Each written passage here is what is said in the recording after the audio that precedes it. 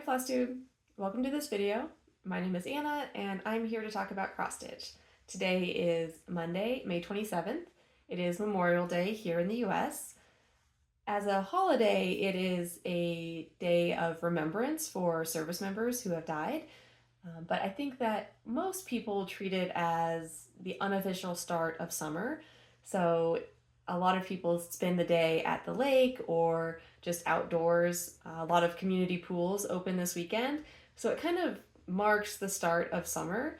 And I was also off of work today. So I spent the morning outside with Ethan. Surprise, that's how we spend most of our time together. But I am like hot and sticky and I got a little sunburnt. So he's taking a nap right now and I wanted to hop on and share my progress with cross stitching before we put on more sunscreen and head back outside. So today should not be that long of a video. I only worked on 3 things in this last month. I know there's a few days left in May, but I'm not sure I'll get a chance to record another video this week. So I'm doing the update today. And after I talk about what I worked on, I will talk a little bit about my plans for June. Then I have the winner of the giveaway from the last video. And then I'll have another giveaway this video because I've got a lot of stuff and I need to shift it out of my storage space. And then the last thing I'll talk about is I will talk a little bit about our front yard project and my vegetable garden. But really once I gathered like the pictures, there's not a whole lot to say about it. So it'll probably be just a short little update with a few pictures of what it looks like. And yeah, we'll get to that at the end. So to start, I worked on my full coverage project. It is from Heaven and Earth and is called Mini Birdsong. It is a mini. I'm stitching it on 18 count white Aida using 2 strands of DMC. I will show you first where I was working on and then I'll unwind it and show you the whole thing. So this is, oh gosh, threads everywhere. This is where I got to on this diagonal. I got quite a bit of greens in, but you can't see behind all those parked threads. So I'm working this in a 20 wide diagonal, and you can see I'm almost down to the bottom. My goal for this year is to finish this diagonal, so I'm getting there. I'm pretty close, I think. Yeah, I'm enjoying working on this. It's really neat to see like these berries coming in. Something about it, like as soon as you stitch the outside of the berry, now the whole thing is more defined. So I really like stitching it in this way. I mean, I think I would probably like it in columns or rows too, but diagonals are fun and there's something about seeing it like fill in to get a complete picture that's really great. I've had some people ask about this. I've talked about it before. This is just a big Q-snap. I'm not sure how big it is. I think it might even have an extender in it. It might be a 17 inch with a 3 inch extender, maybe. But it's basically just the 2 long ends of a big Q-snap and then 2 little short ends of a little Q-snap. And then I roll it in on itself. So it's like a plastic scroll rod, kind of.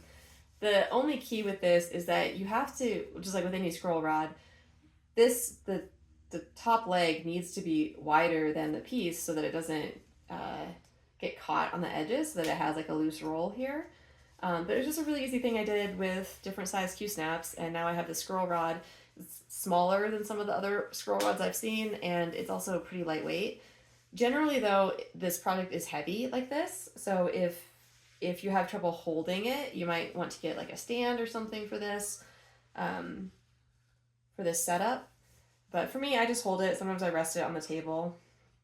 And this is where it's looking now. I also stitched a lot of this blue. I decided that, well, I've been slowly working on the blue anyway, but I've decided that I'm going to start focusing more on this next 20 wide diagonal so that when I come back to start that diagonal, I'm not spending the whole time in the blue part of it. So that is where Mini Birdsong is. And yeah, very happy with it. Okay, so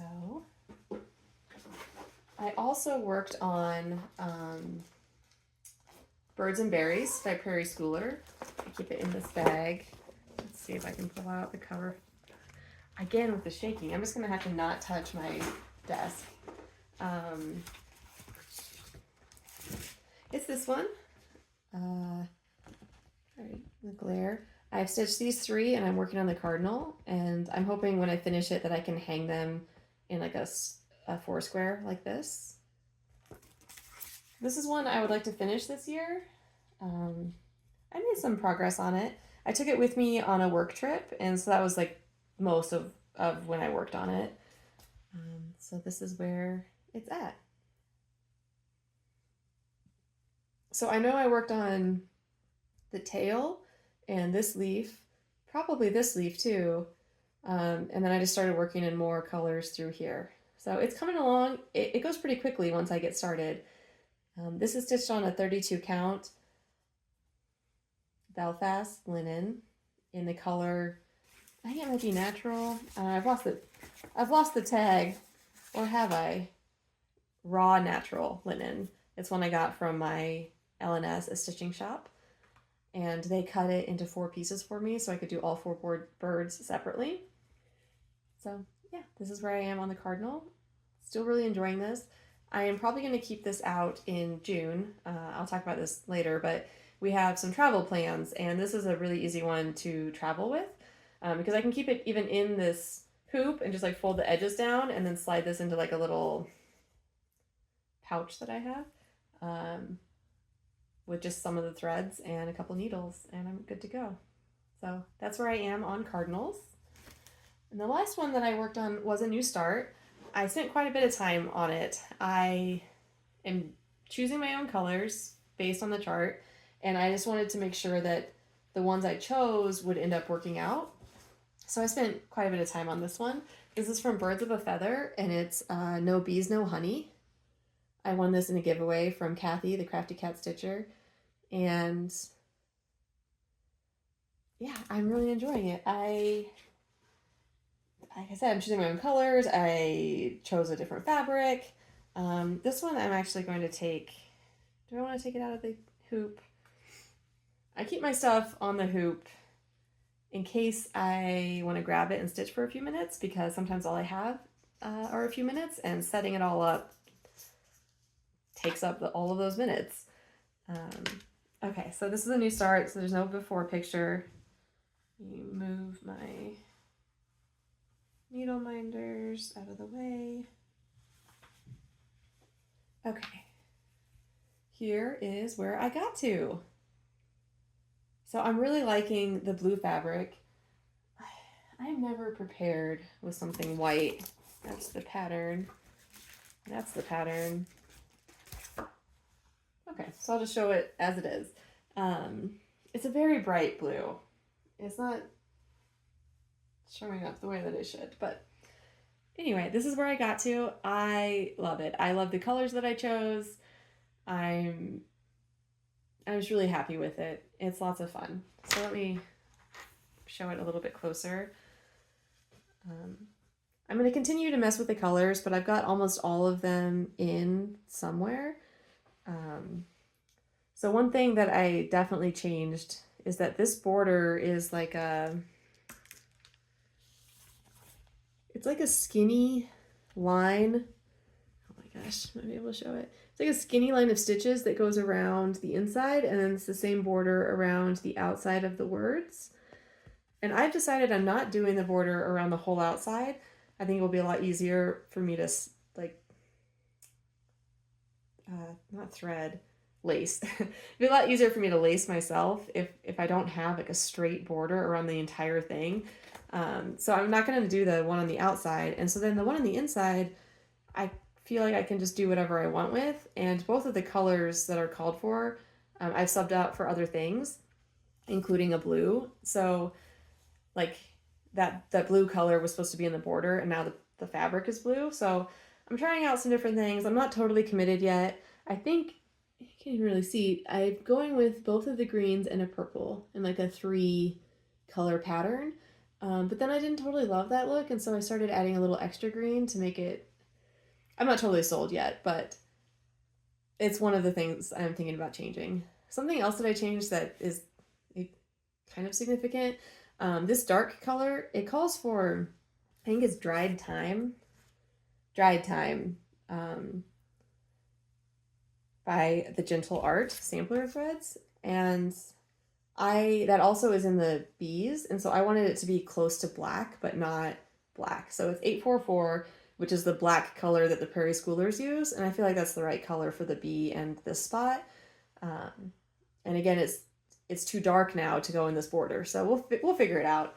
But yeah, I'm really happy with it so far. One of my goals for this, or one of my reasons for changing it, is that I thought it was a little brown. So I'm looking forward to getting up into the letters, the alphabet letters. Many of them are called for in that brown color, in the brown colors.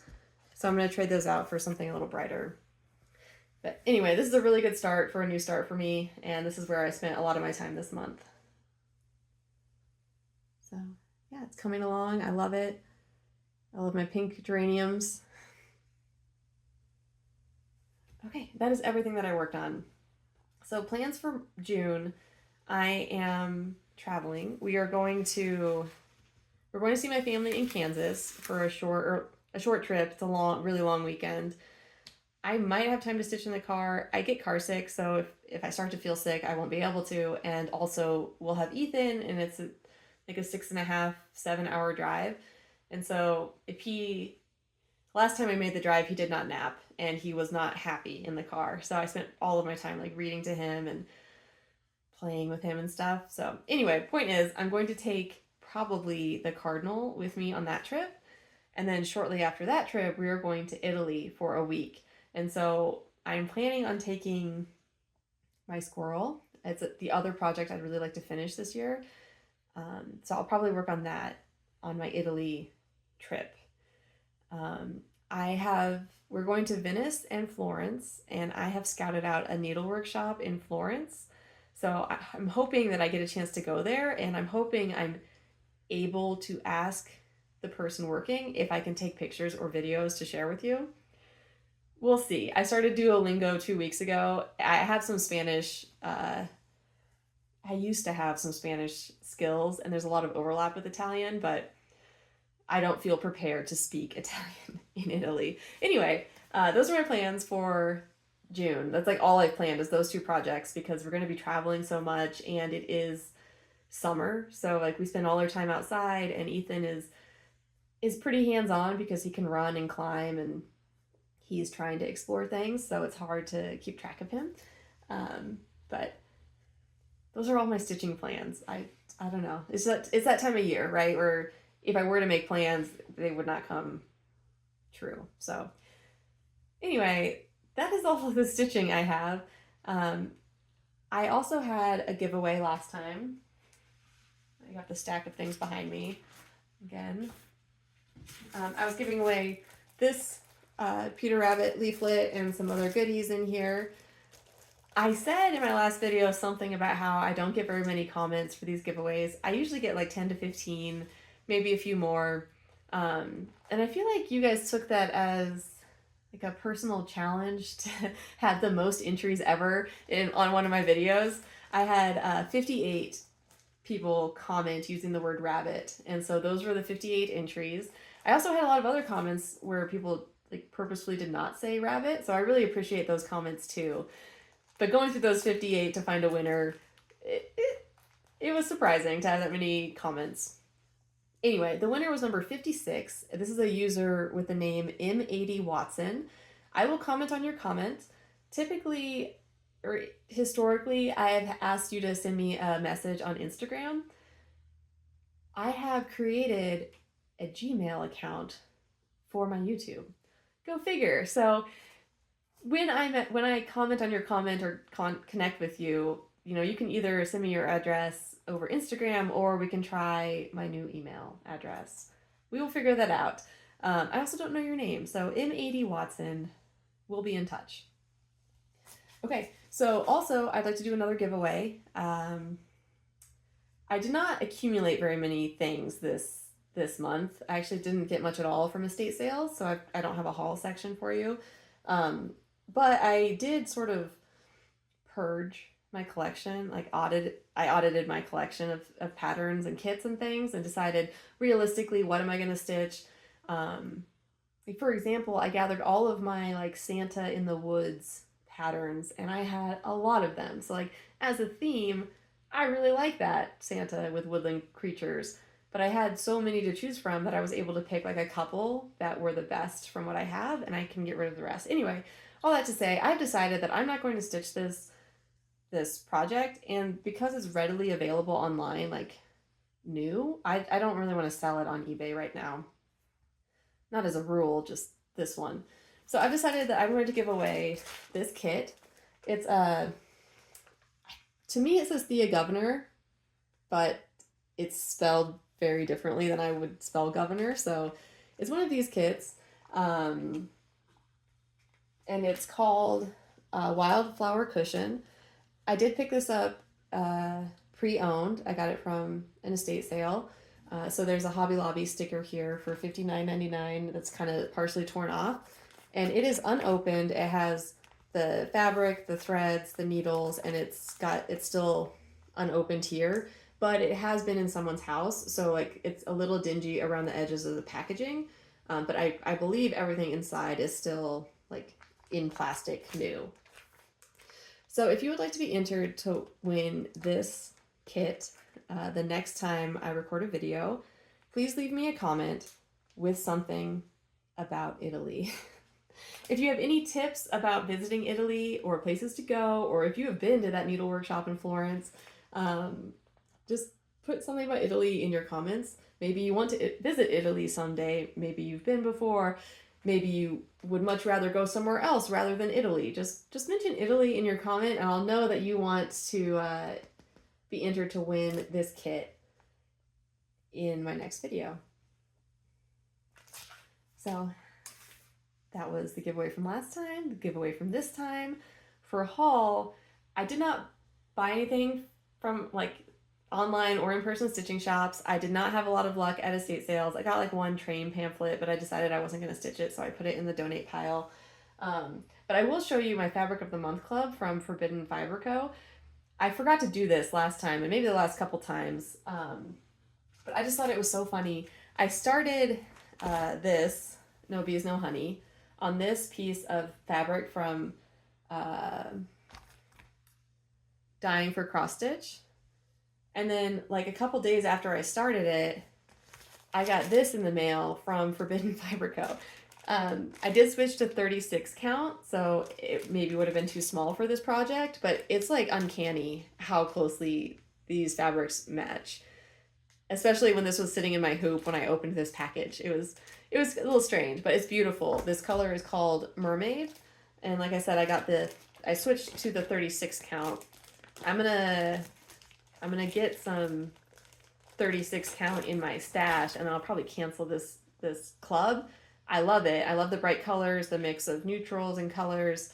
I just have more fabric than I can use at the moment. But this is what it looks like. This one maybe has a little more green, a little more variation than the one I'm using for No Bees, No Honey, but it's great. Oh, wow. My lighting is not great. Yeah, so that was my haul. This. Actually, here I have, I think this is the fabric from last time. It's called Putty. It's a really nice neutral. It's nice. I like it. I like the cooler toned neutrals, and I think that this is cooler toned than a lot of the like natural linens. So this one is called Putty. That is everything to do with stitching this time. I feel like this is a shorter video than my last one.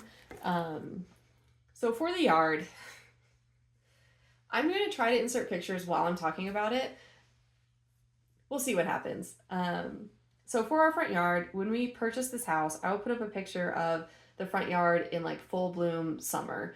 You'll see that there's grass, there's like landscaping rocks in like different tiers, and then there's a mature like red bush, and then there's some like heavy peony bushes that are flowering. So when we first moved into the house, there were a lot of things that we changed in the backyard. We ripped out, or we hired people to install a really big patio. And they did a great job with that. And so we asked them to come back and install irrigation. The house did not come with a sprinkler system in any part of the yard. And grass in Colorado, or like lawn grass, like, how do I explain this? Lawn grass, green grass in Colorado doesn't belong here. It doesn't do well. It requires a lot of work. If you are fortunate enough to have like a partially shaded yard, then there are some grass varieties that do just fine with enough water, but you have to water them and you have to irrigate them because, at least in our area, we have really thick, like clay based soil. And so you have to get it irrigated, or you have to get it aerated, is the word I was looking for. You have to get it aerated, and then you have to water it every day. And with no sprinklers out there, we were dragging like one of those floofy ones out into the yard every day. And I just can't take care of a yard like that. I love plants. I love flowers. I try to get out there every day to pull weeds or like trim them or whatever. But just keeping it alive like that every day was so taxing on us. Like, it was mentally and emotionally exhausting to be like, well, let's go water the weeds out front again because they're brown. It's like having another pet. It's like taking care of another dog, keeping that lawn alive. It was just not working for us. And so we decided to install irrigation across the whole yard, well, most of the yard. And when it came down to like what kind of irrigation do we want, we decided that we could just have no lawn out there. Like, there's no reason to try to keep that grass alive if it doesn't belong here. And so we asked that same landscaping company who did our patio to come out and install irrigation. And when they did that, they ripped out all of the lawn and they buried what would soon become a drip system. But they just laid the foundation for like an empty pipe for the drip system that would come. And then they put down mulch and they installed a path. The other thing about it is it was really hard to get a lawnmower into our front yard because our side yard is like loose gravel. And so pushing it from the shed in the backyard to the front yard was actually physically challenging for me. And it's just difficult to do. So anyway, we got rid of all the grass in the front yard and we got the irrigation system put down, and then we put mulch down, and then we found out I was pregnant and all of the plans stopped. This company was never going to do the plants for us. They do mostly hardscaping, but I was planning on doing like a little design and maybe putting in some big bushes the first couple years and then maybe fill it in with other plants. Just like do it myself basically as I had time. And then that project just became not a priority at all. And so for over 2 years, we've had just sad mulch in the front yard. It's been sad. And not only that, but like we've not like turned it over or anything. So it's starting to get like gray and breaking down. It just like looked neglected. And we also had weeds coming up. So we finally got a landscaper who specializes in ecosystems in Colorado.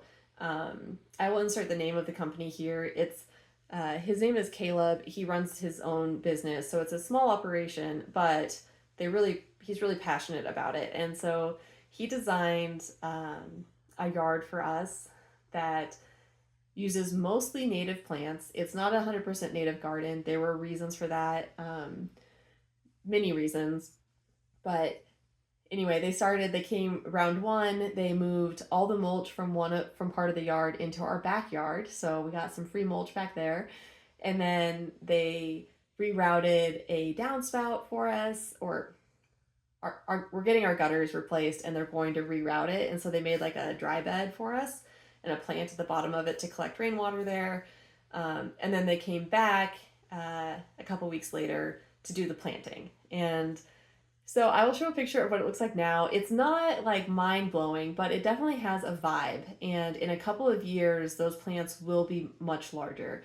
We chose some varieties that, there's one plant in there that could get over 5 feet tall and it will balloon out like a big bush. And so right now it's really little, and you plant them little so that they grow deep, strong roots. Some of these plants, if you let them get too big and then you transplant them, they'll be stunted. So anyway, the finished product on this project, I love. I love the vibe. I love the plants that were chosen. All of it was inspired around the rabbit brush plant, which Caleb said he usually plants like dwarf versions of that. And I wanted like the real one, the one I see out like when we're hiking along the reservoir around here. So that's what it looks like. That is the whole project. And I will insert some pictures maybe, in this fall or maybe next year, with how those things are spreading. A lot of the flowers also were chosen to drop seeds, so that we'll have like a grouping of flowers, but this year is just the one plant.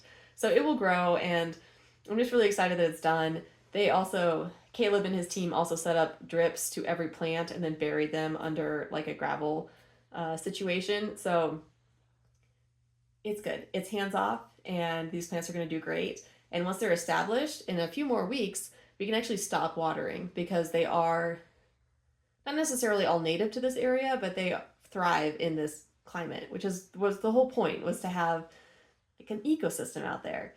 Which reminds me, the reason that they planted some non-native varieties is because there are some non-native insects here that compete with the native insects. And so sometimes those like big fancy ornamental plants that don't belong here will attract those sort of nuisance insects.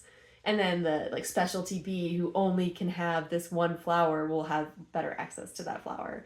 So that's the reason behind it not being 100% native. Yeah, just really excited about it. I'm excited to start seeing more bees and butterflies in the front yard because before it was just grass and then it was just mulch.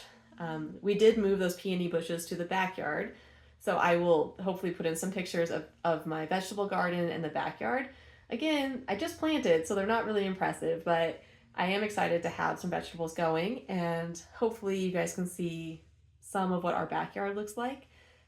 I really love our yard. There was a while there where it was overwhelming, but now that we have the patio and the irrigation and my vegetable garden, it feels like we're finally settling in.